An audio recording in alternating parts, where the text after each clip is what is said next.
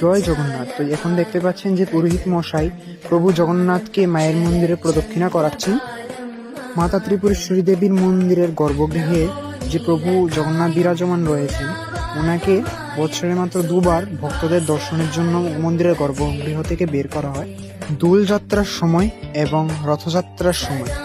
এখন দেখতে পাচ্ছেন যে পুরোহিত মশাই প্রভু জগন্নাথকে নিয়ে যাচ্ছেন রথের দিকে। এখন প্রভু জগন্নাথ নগর যাত্রায় বের হবেন এবং সকল ভক্তদেরকে দর্শন দেবেন। মায়ের পুণ্যভূমি রথযাত্রার অপরূপ দর্শন করুন। জয় জগন্নাথ। প্রভু এখন রথে আরোহিত হয়ে গেছেন। প্রভুর ভক্তরা দেখুন প্রভুর রথকে কি সুন্দরভাবে